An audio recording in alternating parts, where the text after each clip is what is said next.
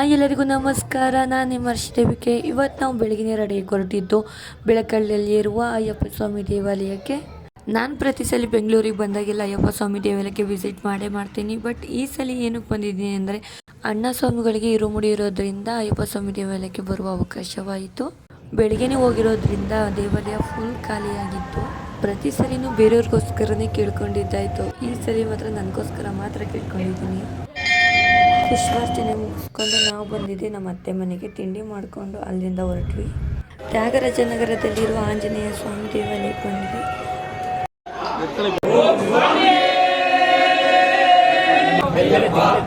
ಅಣ್ಣ ಸ್ವಾಮಿಗಳಿಗೆ ಮತ್ತು ಮಾವ ಸ್ವಾಮಿಗಳಿಗೆ ರೂಮ್ ಕಟ್ಟಾಯಿತು. ಬಸ್ಕೂರ ವೆಯ್ಟ್ ಮಾಡ್ತಿದ್ವಿ. ನಾವು ಬಸ್ಗೋಸ್ಕರ ವೆಯ್ಟ್ ಮಾಡ್ತಾರೆ. ನಮ್ಮ ದೊಡ್ಡಮ್ಮ ನೋಡಿ ಕೂತಿ ಜಾಗದಲ್ಲೇ ನಿದ್ದೆ ಮಾಡ್ತಾ ಇದ್ದಾರೆ.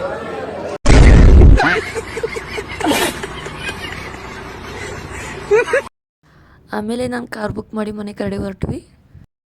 ಈವ್ನಿಂಗ್ ಸ್ವಲ್ಪ ಹೊತ್ತು ಪಾರ್ಕ್ ಹೋಗೋಣ ಅಂತ ಪಾರ್ಕ್ ಹೋಗಿ ಅಲ್ಲೆಲ್ಲ ಆಟ ಆಡಿಕೊಂಡು ಚಾಟ್ಸ್ ಎಲ್ಲ ತಿನ್ಕೊಂಡು ಮನೆ ಕಡೆ ಬಂದ್ವಿ.